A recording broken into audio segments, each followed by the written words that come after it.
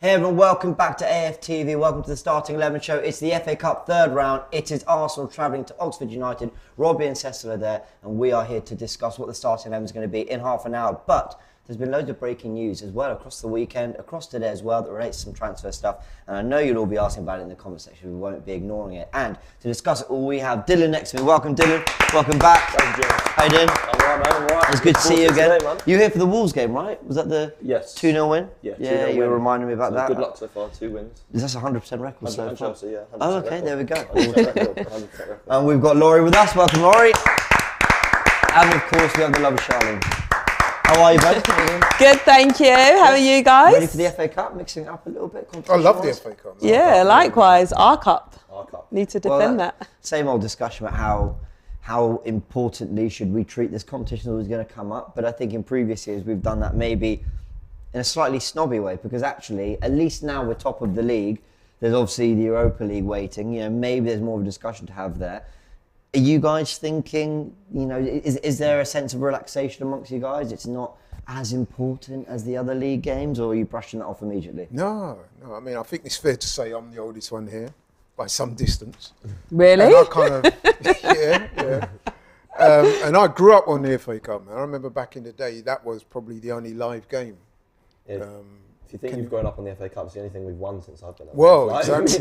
That's exactly Very good point. Very good point. Back in the day, trust me, the FA Cup was a massive deal.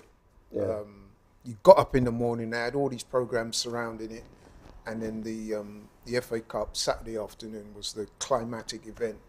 And so I've always loved the FA Cup, and of course, as you guys said, we're Arsenal, the most successful side ever in the competition. So I hold all of that dear to my heart, and in short, I hope we take it seriously tonight and win.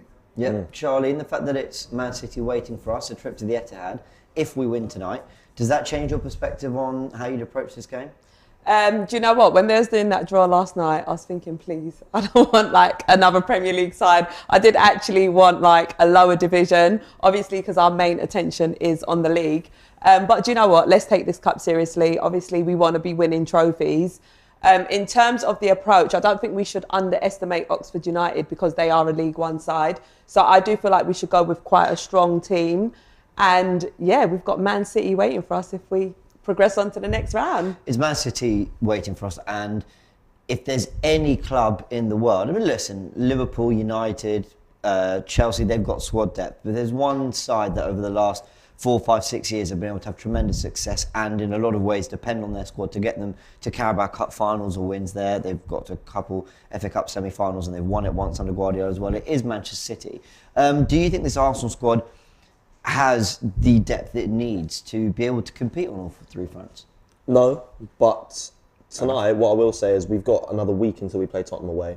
So it's not like, you know, when we play Carabao and we've got it in the middle of the week and then you've got one at the weekend and one like 2 or 3 days before. We've got Tottenham in a week. So Sunday, Sunday, so 6 days. We've got enough time to rest before then. So I think we should go with a relatively strong team today. Obviously, I want to see some of the fringe players. We saw some against Brighton. They didn't really impress. So I want them to get a second chance. I want them to actually try and prove a point now because we've got players on the bench like Fabio Vieira. Arteta said he's becoming ready now. We've got players on the bench like Rob Holding. You never get any minutes, and this is a time for them to step up and they can really take their chance. And obviously, this is a competition we want to win because at the end of the day, like I know we're top of the league now, but we haven't been this good for a very long time. So it's not time yet to be, you know, so complacent about what we want to win. I think just anything we can win, we should be taking it at this point. Yeah, and to be fair, you look at Liverpool, for example, under Klopp. It actually took them a while to get that first trophy. Once they did, the big ones started rolling in. A couple of Champions League finals, they won one, of course, they won the Premier League, and then they completed the set with the Carabao and FA Cup last year. But maybe there were a few missed opportunities. Maybe they'd argue they wouldn't have won those other things if they always used their first 11 in the cup games as well. But he did rotate heavily in those early rounds of other competitions. Maybe Arsenal want to learn from that a little bit and actually say, you know what, don't miss your opportunity. Strike while the iron's hot. You've got a team that's so competitive, that's leading the Premier League, you know, title race at the moment. See what you can do in this competition as well, Laurie. Absolutely. I mean, listen, some, and I'm not saying myself, might argue that if it had not been for winning the FA Cup in 2020, it's plausible that Arteta might not be there now. I think that's very possible. So I'm sure that he will recognise and acknowledge that. this is a competition that he will want to win again. He's won it before, great times. Let's go for it again. I mean, the last 2 years in the interim since we won it, been disappointing. Last year went out to Forest. Let's be honest, man, that was a very disappointing performance. Got blown away, really. The year before that, we got put out by Southampton. That was a disappointing performance too. Yeah, it was really poor. But as Dylan says, you know, we haven't earned the right to be complacent yet. We're doing really well at the moment in the league, but that is a long, long way off. Anything can happen there. So you have to play each game as it comes, be professional, and yeah. Charlene, how excited are we to see potentially, and it is potentially, Emile Smith-Rowe return? Super excited. It's so horrible when your players are out injured. And prior to his injury, he was doing amazing, you know, scoring goals and everything. Yep. And just having him as an impact sub, knowing, right, we got ESR on the bench who can come off and score a goal, is amazing. So, yes, I cannot wait to see him back on the pitch. I'm just having a little look at his stats in all competitions. Difficult to see here because it's got his, sort of, his stats in the Premier League too or whatever. But the point I was basically trying to make is when he went on that goal-scoring run last season, I think it took us all a little bit by surprise that he was our top scorer. Was he our top scorer in the league? I think he at one point he was. At one point. How many goals did he score? Was it about like? Or did Saka or Martinelli just piff him? I think at one point he was. Yeah, more than Ronaldo at that point. Yeah. He did at one point, yeah. And then of course he had, you know, injuries and Martinelli broke into the team and all that. But, you know, I think it took us all a little bit by surprise when he started scoring all those goals. But if you look back, someone was sort of sharing like highlights of Emile Smith-Rowe and his goals at Arsenal, and you know, some came pretty early. Goals against, just having a little look here, he scored in like the Europa League, for example. He scored, I think, in a Carabao Cup or EFL Cup tie. And you know, then he gets his 10 last season. He got a couple when he broke into the team during that lockdown period. So actually, he had been showing an eye for goal. And if we can get a player like Smith-Rowe fit and competitively ready for the next 5-6 months, that's potentially 10 to 15 goals added in this second half of the season. That's massive for us. And if you remember as well, some of the goals he was scoring, they weren't just tap-ins, they were quality finishes. Exactly. So you can always benefit from that. And I would just say as well, with Emile Smith-Rowe, like Charlene, well, all of us, I'm sure, I'm particularly looking forward to seeing him come back again, because it's been a long time out. And if you remember, he had an injury before, didn't he? And he came back, and then he got injured again. And I remember quite distinctly him coming off the pitch in tears. Yeah. And you start to worry when you see that, because you think he's a young guy, he's getting a lot of injuries, soft tissue injuries. You think, I hope he had he's them in going to the be academy all right. as well. He had injury problems in the academy, and it's surprising when he had as long a spell as he did in the first team without any injuries. Obviously, he'd taken the jump up to senior football and largely stayed injury free. But of course, that second half of last season, you just started to see him less and less available. A couple of injuries here and there, and of course, this one that. He eventually, I think he basically had surgery on it back in September time. Arsenal, I think, made the decision that it was just worth having surgery and dealing with it in one hit rather than trying to let it recover, bring him back, which I think was the original plan, and something like that. Well, yeah, I mean, I don't know. We haven't really missed him, if I'll be completely honest. I mean, we've definitely missed his goals at times towards the end of last season. But at the end of last season, we had him. I think Martinelli's better. I think Martinelli might not be as technically gifted, but I think Martinelli offers a lot more. He's a lot more dangerous. He brings it to teams a lot more. I know Smith-Rowe's rapid. He brings a lot to our attack as well, and he does bring goals, most importantly. But Martinelli started bringing goals as well, because Martinelli's problem when Smith-Rowe was in the team is that he was never really like taking his chance goals-wise. He was always an exciting talent, and he always offered a lot. But Smith-Rowe was scoring the goals, which is probably what kept him out of the team. But now Martinelli's in the team, scoring the goals, getting the assists. It's kind of hard to take him out, to be honest. And I don't know what Smith-Rowe's going to have to do to fully establish himself back in this Arsenal team. Well, I think he's just going to have to play as well as he can, which sounds silly, but, you know, when you get your opportunity, look undroppable, play at a level a little bit. Look, I'm not saying that if Jesus were fit right now, that he would be on the bench for Eddie, but the way Eddie's played, people have been saying, okay, I mean, Jesus might have to work a little bit to get his place back, because Eddie was getting his goals and looked a threat against Newcastle. So that's what Smith-Rowe's going to have to do. Come in, if he starts tonight, and just remind everyone of what he's capable of. Not that we would have forgotten, but just really get that debate going again. Is it going to be Martinelli or is it going to be Smith-Rowe? And giving... I hear what Dylan said about Martinelli. You could make an argument that he's better. He's certainly more explosive. Yeah, I agree with that. But with Smith-Rowe, he's a little bit different. I mean, he sometimes reminds me of Frank Lampard, the way he will come into the box late and try and, you know what I mean, Sure. Go for goals and stuff like that. His willingness to shoot is something that not all the Arsenal players embrace. So, yeah, he's a different type of player for me. Yes, I can see why Martinelli would be the first choice, but a fit and ready Smith Rowe certainly knocking on the door. Certainly going to get minutes. Well, Michael here says, ESR, great to see come back, but really need to dip into the transfer window. And that leads on to Gunning You Down's comment, who says, now can we talk about João Felix? So let's talk about the transfer situation. Let's talk about what's happening in the window, because João Felix is a player that we were heavily linked to, supposedly one that we were willing to do a loan deal, but there was a lot of back and forth. You know, you were hearing signs that Arsenal didn't want to pay the full loan package that Atletico were demanding, that there was sort of a bit of disagreement about whether it could be a straight loan, obligations to buy, all that kind of stuff. Anyway, David Ornstein tweeted 2 hours ago that Chelsea have reached a verbal agreement to sign João Felix on loan from Atletico Madrid. The fee is around 11 million euros, and he does put in brackets that that's below the initial Atletico Madrid asking price. And Man United and Arsenal were keen, so the 23-year-old had a choice, and the Chelsea project appealed. More reinforcements to follow this month. Yeah, I was going to say, was struggling to see quite what the project was, but you know, okay.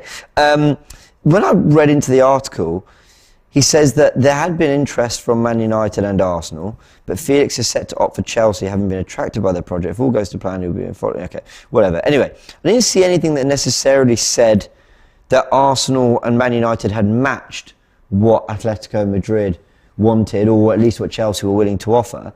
So whether it was quite a case of he chose them over us, I don't know. But he has agreed that deal, and he is going. That's another target that we're missing out on, potentially. Well, for sure. I mean, one thing I'd say is about João Felix is he's not much different play style-wise to what we have in Jesus and Nketiah. We've got two smaller strikers who are very technical, great with the ball to feet, fast and very sharp in and around the box. Now, the thing is, we're going to have Jesus back in just over a month, I imagine, over a month maybe. So is £11 million, or what they were asking for originally in the region of 20, really worth it for a player who's going to see out the rest of the season, not going to be part of the long-term project unless we're willing to pay a massive amount?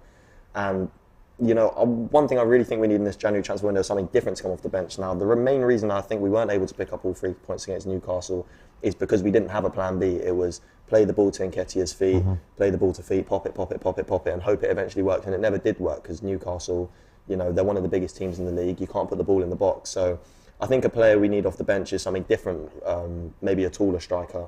So I'm personally not too fussed about João Felix, especially because, like I said, I don't think he'd be part of the long-term plan. I think he'd just be a loan. So I'm not too fussed myself, but I don't know about you guys. Yeah, I mean, where do you guys sit with it? Okay. I'm disappointed.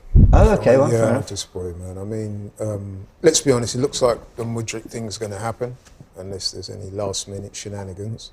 But I've always said that we need Mudryk, and another player. So does it have to be a forward, that other player?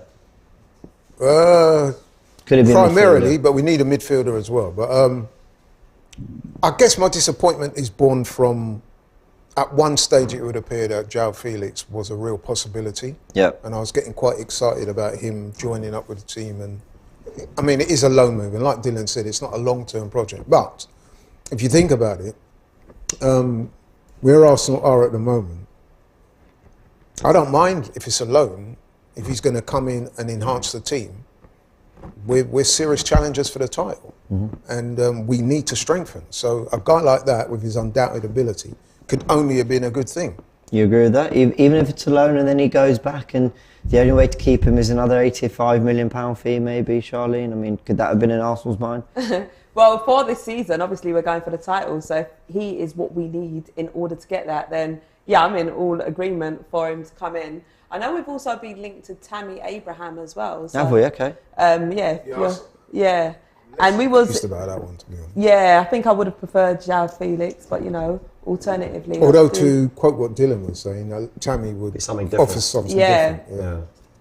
So it's a very interesting one with Felix, because I have to respect that Arsenal have got themselves in a place where they're clearly not going to let themselves be mugged off in the transfer window. You know, if they think that £10 to £20 million loan fee for a player that they can't even guarantee they'll get in the summer, whatever the fee is, if they don't feel that's a deal they want to do, I can only respect it, really. I think it's not exactly the most it's not what makes headlines, but I think there's a degree of maybe honour's not the word, but just like appreciation for clubs that just know when to go. Hold on, no, we're not going to do that. Alternatively, you can view it the way I view it, which is if you're in, I wouldn't say touching distance of the title because that's a bit premature to say touching distance, but you know what I'm saying. And I'm a big advocate of you build from a position of strength. Yeah, we are in a position of strength insofar as we are top of the table, we're playing well, the vibes are good. You bring in players, they're joining that atmosphere, they're joining a winning team. If we can get a deal for João Felix and we win the title, that is an investment. Even if he goes back, you've accomplished your goal, which is to win the title.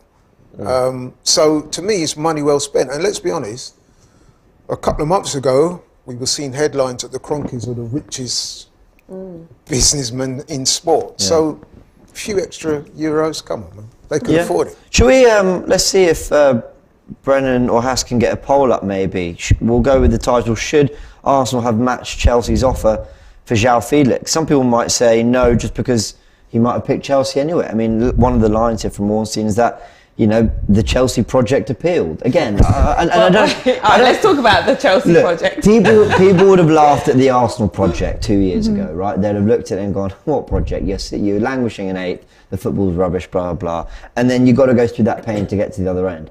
Now, where I'm sceptical about the Chelsea project, and I know this isn't a Chelsea channel, but for the sake of the discussion is, it feels to me like Todd Boehly is the guy who's just trying to bring players in, and Graham Potter is just the guy who's got to coach whatever he's given. So I don't know where João Felix kind of fits in that sense. Is he just another, you know, Todd Boehly wanting to please the fans, you know, investment? Maybe, but on the other hand, I think stylistically, he's exactly what Graham Potter has enjoyed. When you look at Brighton, you had the likes of Lallana, Trossard, Pascal Gross, McAllister, who are those kind of technicians that could play in the front three as well, that he got a lot out of. Well, Chelsea are trying to sign him on loan. So I know he mentioned projects, but if they're going to sign him on loan, I don't know if there's an option to buy. Is there an option to buy? Because there's no guarantee they get him. Everywhere I read, no, there isn't an option to buy. Yeah, so I mean, project-wise, I'm quite confused at what he'd be looking at there. He must genuinely be talking. Well, that's about a great. It must be the money. That's a great point. Nothing. But the thing is, if you look at it, right, let's look at it logically. Yeah, if you're João Felix, and it's Chelsea versus Arsenal for hypothetically speaking. What other than the money? What I mean, okay, yeah, you could say the Champions League football, but wouldn't he be ruled out if he played for Atletico? Yeah. So he can't take part in the Champions League. And then when Aubameyang signed for us, he couldn't play in the Europa League. But I think they've relaxed that since. Comment section, let us know. Would he be? As far as I'm aware, I think it would rule him out of the Champions League. So, really and truly, what would he be coming for? It's not like Arsenal's still in London. They're the bigger club than Chelsea. They're top of the Premier League right now and have got a real chance of winning. Not just top of the league, got a real chance of winning. Whereas Chelsea, man, their trajectory is downwards. So why would you come to it? It could harm his overall profile. Did you know there are as many points of relegation as they are the top? Yeah, I did hear that stat. Yeah. Wow. Off top four? I thought you were going to say off us. No, there's many points off top four as they are off relegation. Yeah. Oh, wow. And the trajectory is downward. I mean, yesterday, you would all have seen the fans were calling for the manager's head and singing Tuchel. They were singing Tuchel's name. Yeah. Well, look, so his time at Chelsea, let's be honest, man, it could well be limited. I don't think they'll sack him right now. They have to give him time. I can't lie. They definitely that's what Boehly suggested. Look, we'll see what happens with Chelsea. From the Arsenal perspective, I do think it's a shame. I think it was an opportunity to bring in some real quality without having to. Yes, you'll see. I'm kind of with you. 11 million euros for 6 months. I mean, at the same time, if we'd paid 60 million for him now, that would have been a risk, even if we get him for 3-4 years. So I think maybe that would have been worth the risk. But worth it. It's an investment. And listen, okay, they're saying that you haven't got the option to retain his services, but to all intents and purposes, he's fallen out with Simeone. Yeah. There's stuff going on there, and they're not going to sack Simeone. So if he does come into Arsenal and does well, it's highly likely that he'll enjoy it so much that he'll probably want to stay anyway. I guess go for it. The other thing as well, like with the options that we've got in comparison to Chelsea, obviously Chelsea's got quite a few injured players, like wide players as well. So he's probably going to get more game time at Chelsea as opposed to if he was to come to Arsenal because of the players that we have available. So I guess there's as a footballer, you want to win things. Exactly. So you come into Arsenal, they've got a real chance of winning, whereas Chelsea, no disrespect, their trajectory is downward. Like Dylan said, you know what I mean? They're the thought of it. People are talking about relegation and stuff like that if they're carrying on. Whereas you come to a club like Arsenal, it's exciting, young players, young manager, you're winning games. Exactly. We're established. Why would you want to be part of that? Okay, Chelsea are going to offer you a few more extra euros, but Chelsea fans might argue that that's short-term thinking, that the last 20 years would suggest that, you know, we haven't been able to compete with Chelsea. Who? Arsenal? Yeah. It's not what I'm saying, but Chelsea fans in the comments might be. No, I'm saying if you're João Felix, though, you're coming in. I mean, to me, Arsenal is at least as an attractive proposition. Okay, the money at Chelsea is more, but from a football perspective, surely Arsenal offer you more. I think so. And like too. I said, they're both London clubs. So I know some of the foreign players have gone on record previously as saying they prefer to live in London. That's fine. Boulder says ESR's biggest chance, that's Smith Rowe's biggest chance, is taking Xhaka's role long term. So that goes back to what we were discussing around where Smith Rowe kind of breaking the team could be. Now, that's interesting because you know, when I asked you just then about, well, if we bring in a winger and we're talking about a second signing, is that another forward or where else, you know, in the team would you want to strengthen? I think that would, whoever that second signing, if we even get one through the door, let alone two, but if we were to get a second one, I think that would strongly define what Smith Rowe's future in this Arsenal team is. I think if we were to get a midfielder, I think that means Smith Rowe's probably seen as someone who can cover a little bit of midfield, largely in the front three, and be an attacking goal scorer for us. But if we were to bring another forward, I just don't see where Smith Rowe gets minutes ahead of two signings, Saka, Martinelli, Jesus, and Nketiah, who's just given a new deal. So you would argue that maybe he's then someone who can rotate with Granit Xhaka in central midfield. We know he's got the presence, the energy to do it. He's probably not as defensively aware as Xhaka, but who's to say a young player like him can't develop in that role? So I don't know, maybe we'll see him in that position tonight, Laurie. Yeah, and listen, you've also got to allow for injuries, loss of form. Yeah. The sheer length of the season, the amount of competitions Arsenal are in. Hopefully we go through tonight, we're still in the FA Cup. You've got the league, of course, and you've got the Europa League. So there's a lot of competitions there, man. Lots of games. What's Smith Rowe's best position? Because this is it, right? I know he burst into the team as a number 10, I believe, and then obviously when Odegaard came in, he was sort of pushed out to the left while Martinelli was injured. Then Martinelli came back in. So I've never been able to work out what is his best position because he was scoring all those goals last season on the left, but he originally started in the 10. Right? Can I give you a really, really, I don't know, is niche the word? So my answer to that is, there was a point where he was playing out on the left, but he was tucking inside a lot because Tierney was overlapping. I think that was when we saw the best of Smith Rowe. He wasn't the sole 10 that had to create, but he was able to pop wide to find space, drop inside to pick up pockets. He had Odegaard inside to help. He had Tierney overlapping. And I think that system really suited him quite well, almost in the way Arsenal used to play when they had Rosicky out wide or Hleb out wide. You know, players that, you know, they could beat a player, they could carry the ball, they were technicians in their own way, but they had, you know, runners in beyond. I think he suited that a lot. Now, that's what I mentioned earlier about the Lampard thing. It kind of reminded me of Lampard in a way. He would time no runs, come inside, look to have shots, and he would score goals. I think his timing of the runs into the box and that kind of stuff for sure. I think, you know, he's got that kind of, even Aaron Ramsey did a lot of that, to be fair.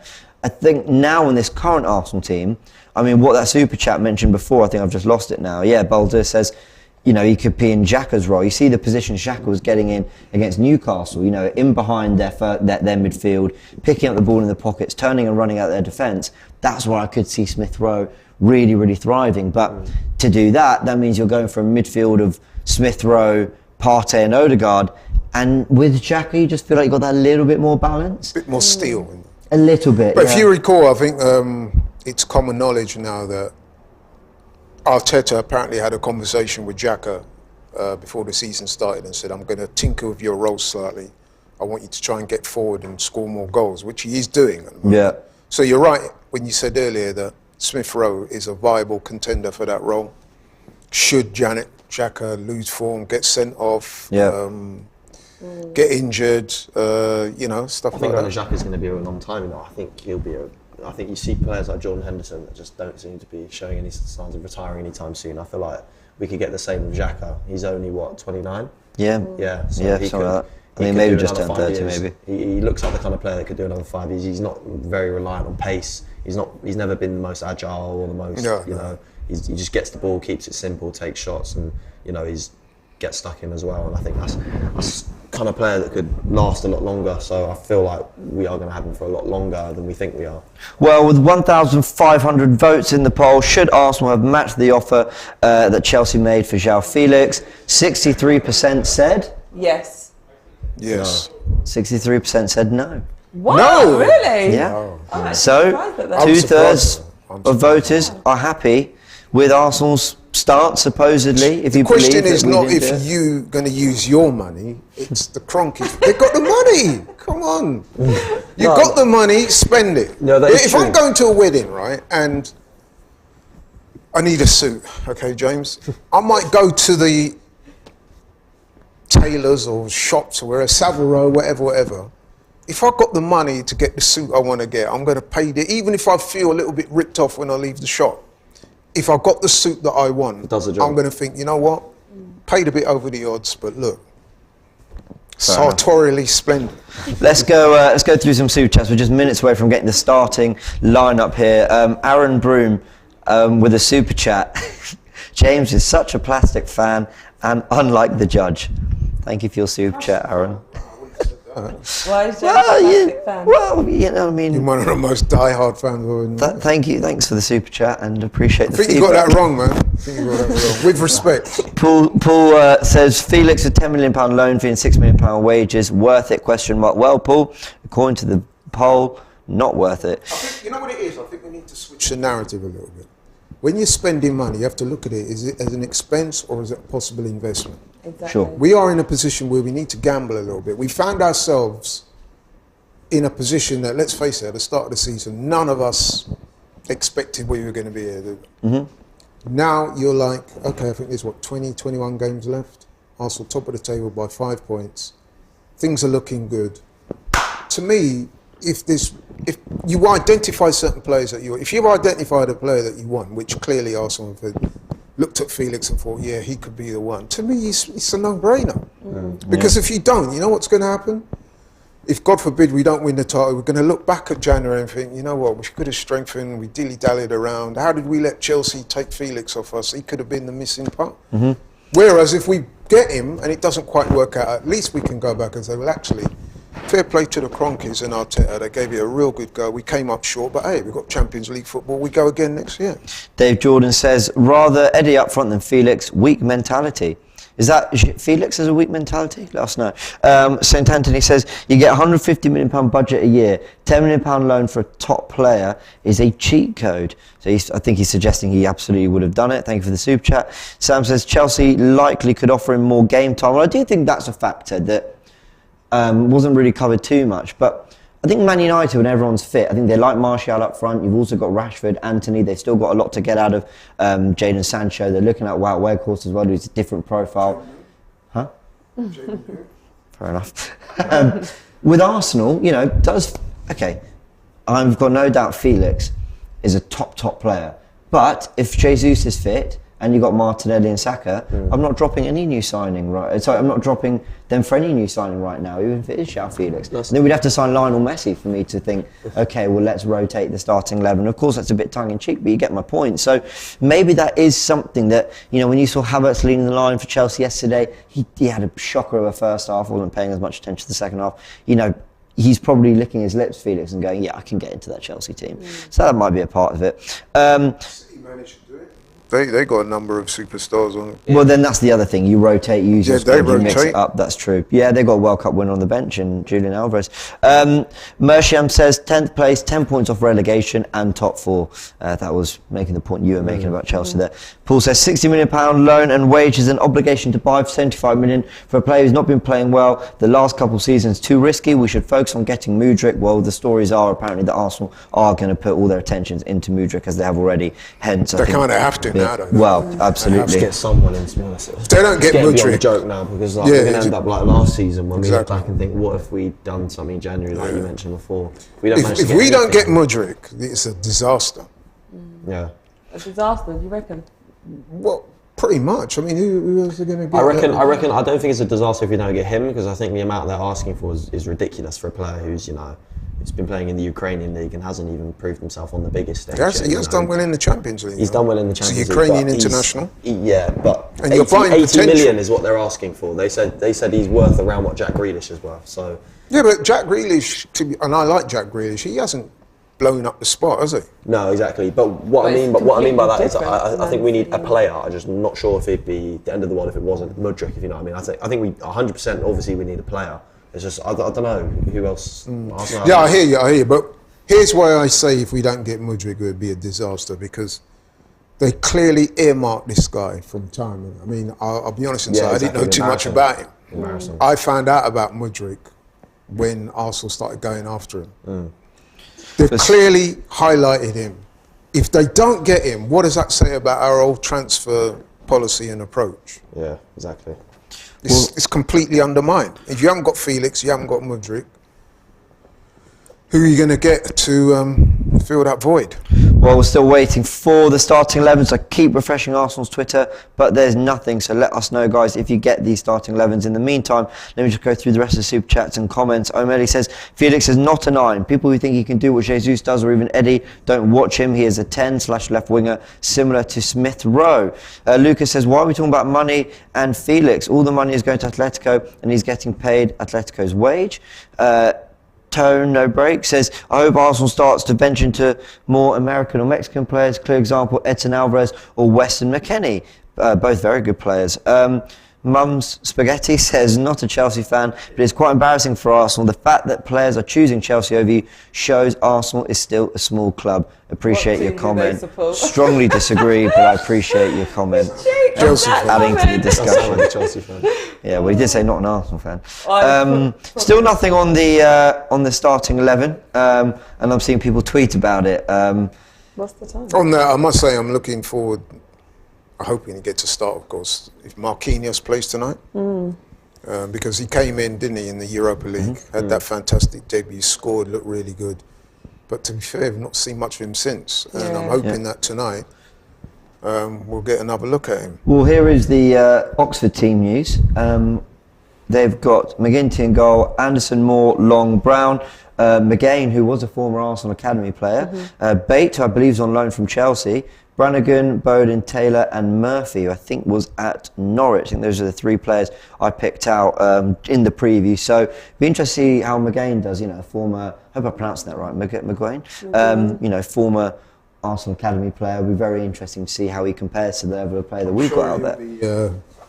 Very up for Extra proving the point. motivated. Exactly. Although, interestingly, the manager, when asked about that, said, no, he's a very level-headed guy. He will approach this as any other game. I don't think that's true. Well- He'll be wanting to really impress today. Well, it's like, But listen, Oxford, what, League One League side? One. That's the third tier of English football.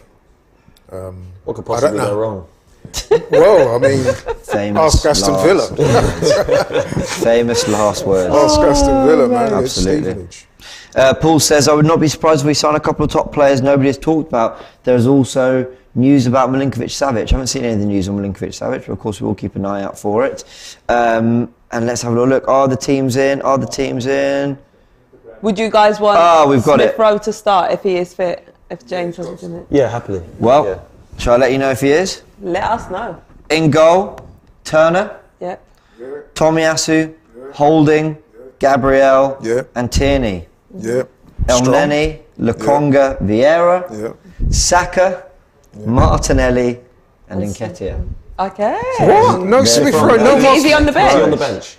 He is on the bench. Okay. Hine, White, Zinchenko, Xhaka, Partey, Odegaard, Smith Rowe, Marquinhos, Butler, Oyadeji. That is the team. So they've gone. It's a fairly strong side. It is a strong Yeah, side. I'm happy with I that. think, except for Gabriel and Saliba switching them, I think that's exactly what Rob either predicted or said he'd go with. So he didn't have Smith Rowe to start. I think it makes sense. I mean, Smith Rowe hasn't been on the bench for any of our recent Premier League games. Didn't get any minutes in the mid-season friendlies. I think just chucking him straight in might have been a little premature. It's quite likely to be a physical game as well. Yeah. I guess it depends how you look at it, because you can let him start and then, take him off at half-time or whatever. Or I guess, don't let him start and bring him on. So it's whatever way, Well, we'll see. And of course, Arsenal will be wearing white as they did in the FA Cup third round when we played Nottingham Forest last year. That was the No More Red campaign, which, look, I think... we were discussing before the show. Right, the running joke is we've worn this kit and it ended badly, but it's a really great campaign that Arsenal are supporting there with a very powerful message. I think, Arsenal, the red and white, the red is a huge part of our brand, of our history and everything, and dumping that for a night to support a campaign that is obviously, I support it. Of course it's fighting against knife crime, and I think the message and the campaign and those three words, no more red, I think it's very clever, and I think it's a very powerful way of sending that message. So Arsenal will be wearing all white tonight, Oxford I believe in yellow, and let's just make sure I haven't missed out on any super chats. Yes. Have I? The overall balance of that side is quite strong, which suggests to me that the managers said, look, we really want to do well in this competition this year. Yeah. And of course, if we win tonight, it's another easy tie in the next round. Oh, what, with Man City? I was hoping we would not draw them. One thing I'll say is that midfield is a bit weak. We could have done with maybe a Xhaka or a Partey. It's heavily rotated, but at the same time, Vieira's a £35 million signing. El Neni, Arteta gave a new deal to, and Lokonga he signed for what, 18, 20 million or something. Yeah. I mean, it's still a lot of. I'm happy to see that midfield, to be honest, because I want to see those guys. I'm excited to see them play. In action. They've all got a point to prove. They do. I was one of those. I was slightly critical, I must admit, of the manager when we played Newcastle, because I'm thinking to myself, look, after about 50, 60 minutes, 70 max of that game against Newcastle, it was obvious to me that Newcastle had nullified a lot of what we were doing. I think it needed a change. Now, you got Fabio Vieira on the bench. You paid 34 million for the guy. He came with a very good reputation. We're being told he's a baller. I'm like, bring him on, man. Let me see what he can do. We didn't. And I remember I had words with one or two Arsenal fans who said, this wasn't the game for Vieira, too physical. Well, I'm like, I'm not sure if I believe that, to be honest. I mean, you look at some of our most gifted midfielders of the past, namely people like Santi and people like that. They were 5'4" guys, you know what I mean? So this business about, he's not strong enough, not physical enough, I'm not too sure if I'm buying that. But anyway. Well, one thing you're getting with a League One side is a physical battle. Exactly. Sure. So I was about to say that. I'm going to hope our ability shines through against that. But yeah, like I said. But if you make the ball do the work, then you don't need to be this big, strong hinch guy from the gym, do you? Oh, I echo all that. Which is what Vieira really is supposed to be about, isn't it? He's a baller. So I'm looking forward to see how he gets on tonight, because like you said, Dylan, it's probably going to be quite a physical game today. Let's end the show on this super chat. I think Bryce is responding here to the guy who said that Arsenal were a small club for not being able to attract João Felix. He says, Her Majesty was an Arsenal fan. Small club is bollocks. So, okay, fair enough. The Queen used to support Arsenal, so I guess we've got that. All right, then we're going to leave it. I'm not sure. But she did. The Arsenal squad did meet her. Do you remember they went around with Wenger? Yeah, with Wenger and I think it was that 2006-07, I think. All right, we're going to leave it there. Let's get your score prediction, Charlene. What are you going for? I'm going for a 3-0 Arsenal win. Right. I'm going Arsenal by 2 clear goals. Arsenal by 2 clear goals. I'm going to go 3-0. 3-0, okay. 3-0. So we've got 2 3-0s, and I'm with you in that I'm going for a 2-0. So we'll see. There's a strong Arsenal team. Let's just remind you of it. It's Matt Turner in goal, Tomiyasu holding, Gabriel Antini in defence, El Neni at the base with Lokonga and Vieira either side of him in midfield, Saka on the right, Martinelli on the left, and Eddie Nketiah up front. On the bench, in case we need to make changes, either to strengthen up or give him some minutes to others, we've got Hine, White, Zinchenko, Xhaka, Partey, Odegaard, Smith Rowe, Marquinhos, and Butler Oyadeji. It's been a long time since we've had a bench that strong. but for sure, if things aren't going right for Arsenal, they can make some changes there. But with all due respect to Oxford United, I think this is a tie that Arsenal have been pretty pleased to draw out the hat. It's an opportunity to go to another ground that we don't go to or haven't been to since 2003, I think. So, listen, let's make tonight not about the magic of the FA Cup, because that's the one thing. Eddie played in that game. Did he? Yeah, we beat him 2-0. Oh. Sign some players, Eddie, please. 20 years ago. All right, we'll leave it there. A lot of the discussion today was, of course, about João Felix joining Chelsea. That deal's been agreed. Will we get Mudryk? Will Arsenal go and get those 2 signings that Arteta supposedly wants? We will see. Let us know your thoughts in the comments section. We will be back in about 20 to 30 minutes for the watch-along, the build-up to Arsenal actually kicking off against Oxford United and trying to book their place in the 4th round to face Manchester City. A big thanks to everyone here. You will see them all in about half an hour or so, as I mentioned. Turkish will be joining them as well. And, of course, we'll be live for full-time after to get your reactions, react to the game ourselves, and see where we are in about 2-3 hours' time. All right, see you in a bit, guys. Thanks for joining. Catch you next time.